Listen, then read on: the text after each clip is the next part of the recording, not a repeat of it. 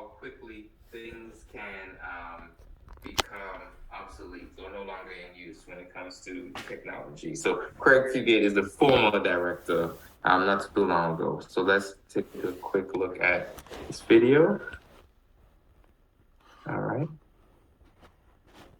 And let me know if you all can see it and hear it.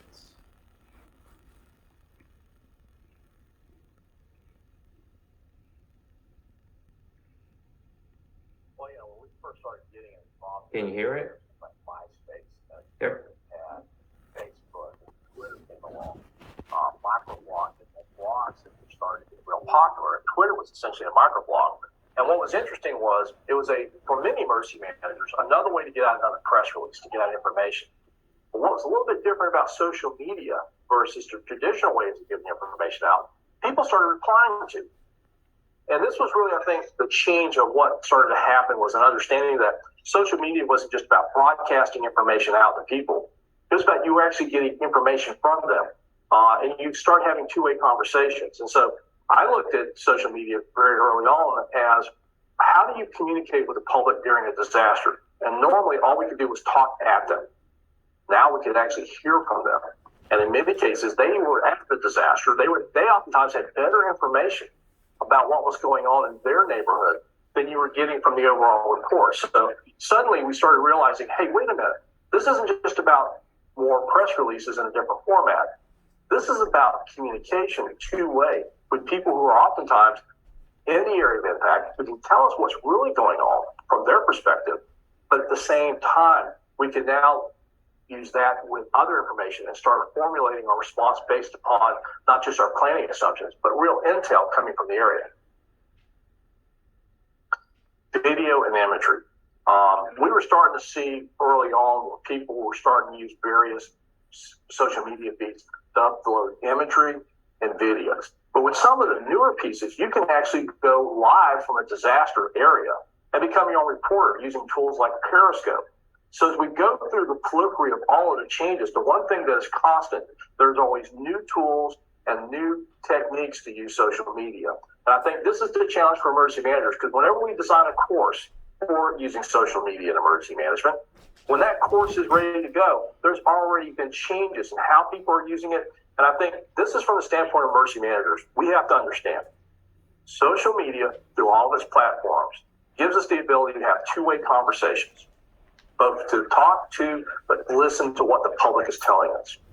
The most important lesson we need to understand, however, is we must be willing and able to communicate on the tools the public is currently using, not what we're only prepared to use.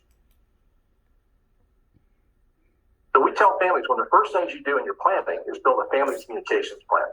And part of this is the ability to use social media to communicate with family members, particularly when you can get through on data, but you may not be able to make a phone call. In fact, we actually ask people, use data versus calling unless it's an emergency and you're calling 911, because data takes less bandwidth in a crisis.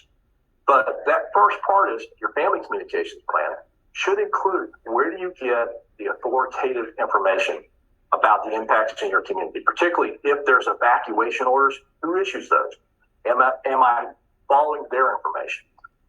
What about risk? And again, we talk a lot about this in the standpoint of a crisis, but these are things you want to do before crisis, because again, a lot of emergency managers are using social media to help people prepare for the hazards in their communities.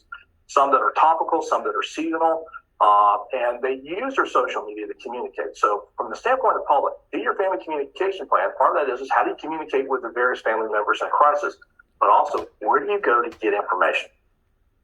And get that before a disaster happens. Know where you're going to go and who is the official source, particularly for warnings, for evacuation orders, or other protective measures. Because sometimes people think if they follow FEMA, they're going to get all that information. And we try to remind people, FEMA deals with support to the states.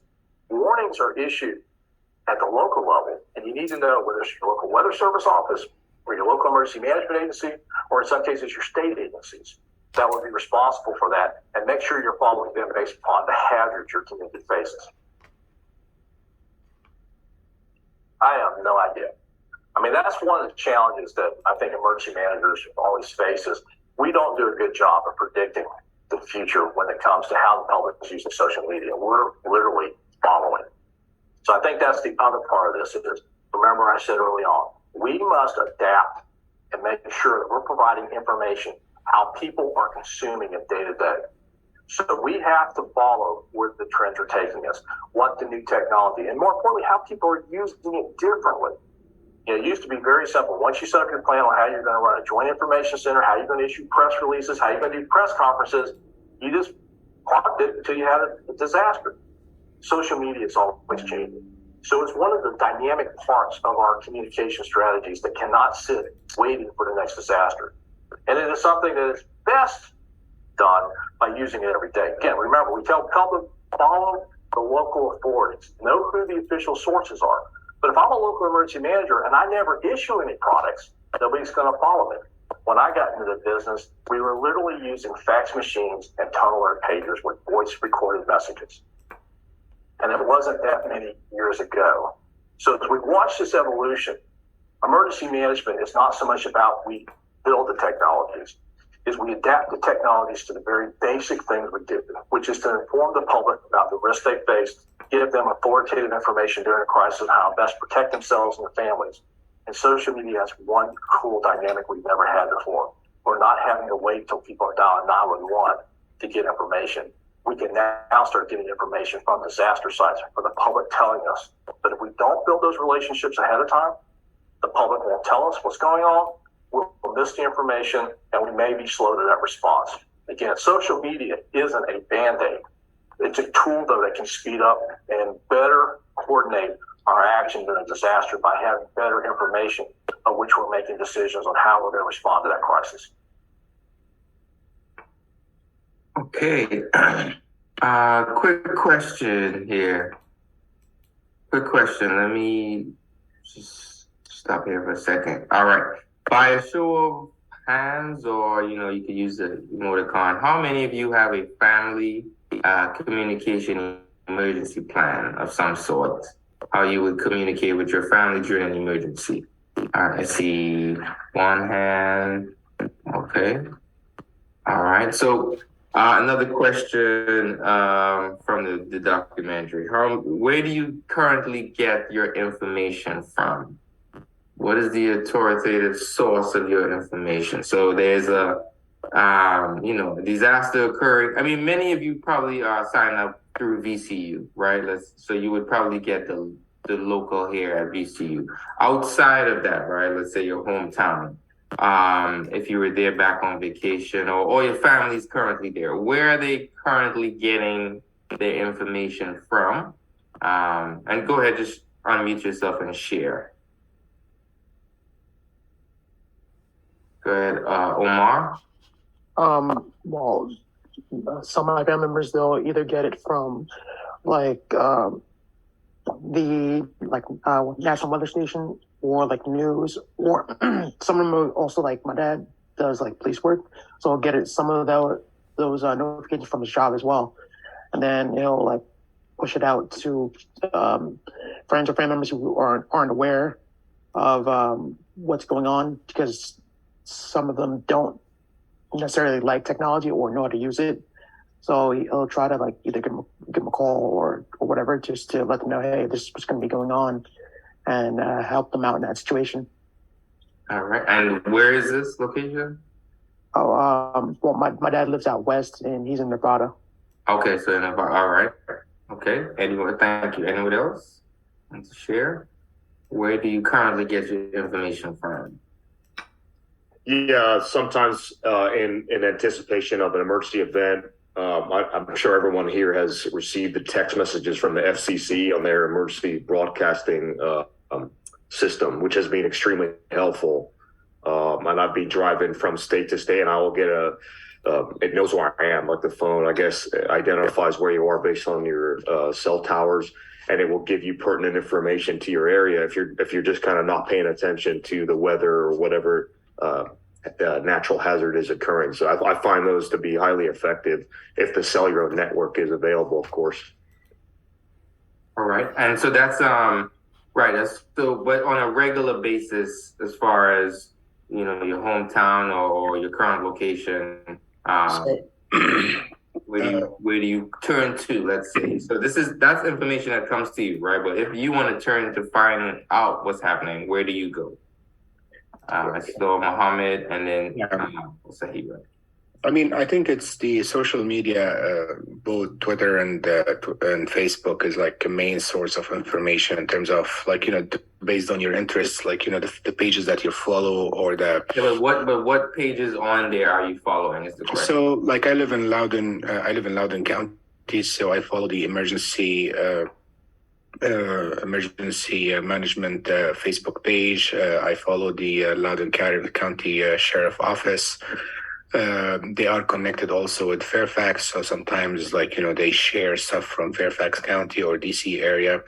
There are a lot of social groups in terms DMV areas like DC, Maryland, and Virginia. This is like Northern Virginia, closer to DC. Arlington Sheriff County is very, very important because it's very, very interconnecting with a lot with DC stuff. So even on a national level or emergency level in DC in terms of the capital. Okay, so you're very tapped in there at the local level. So yeah, on the local level, it's like usually that. If there is something like elections and these kind of things and washing dishes, I can just open the TV and watch CNN or Fox or whatever, or switch between. Okay, so the TV. So you have the TV as a source, right? You also have social media site specific, right? Okay. So when I drive, I don't. I am into the new habit now. I don't listen to music in the car anymore. Okay, so radio as well. So radio. It's not usually the radio, but I do a lot of YouTube TV in my car. Okay. It's either news or like podcast and these kind of things, and there's a lot of information circulating in there. Again, that's a platform, right? So these are the platforms. There's pages on that platform, right? So I'm gonna stop you there. So that's a good list, Mom. I want to get to Sahira. Thank you. Yeah. Sahira, if you're still. I was going to say like the same thing as Muhammad. Social media websites, local news, and actually the radio as well. Okay, gotcha. And going back to Omar's statement as well. So, just research is showing us most people, when they're receiving these warnings, even though they may come from an authoritative, source, we tend to double check with our family and friends as well, right? So did you also hear this? Did you also hear this? So we tend to check in as well, as Omar mentioned, to sort of verify and triangulate some of this information. Omar, you put your hand back up. Wider question: is it wrong to say that sometimes people can use like net communities, like forums and blogs that follow stuff like this as well to also spread information? Yeah, I mean, so you mean like Reddit or something? You talking about? What do you mean by blog? Yeah, so I mean, like you said, people have like little forums on Reddit, so like they'll follow like say if there's a tornado is happening, they'll have like people who are actually tracking tornadoes and then putting that information out on Reddit. Yeah. But I was wondering, could that be like useful and verified information, or because I know like some people sometimes put like misinformation on that too. Yeah. So that's a good question. There's a video I posted there about crowdsourcing, right? So using that information to sort of build understanding of the event, and you'll have outliers, right? So you could sort of, come back and look at the information, and if, all these tweets, let's say, are saying that they just saw a tornado touchdown in this specific area that's, able to be geocoded, and then you have one or two tweets that are mentioning a completely different area, right? You could kind of see where some tweets may be more accurate than others, right? But very good question. Okay, Mohammed, and then we're gonna move on quickly. Yeah. Yeah, just on that, it's confirming the news that you see on social media specifically. That can be very dangerous at some point. Disinformation and these kind of things. I mean, like talking from experience in North Africa. There's a lot of open source intel that can be used and stuff. So the way I do it in work setup is basically like you hear the rumor or you hear the news and then you look for, on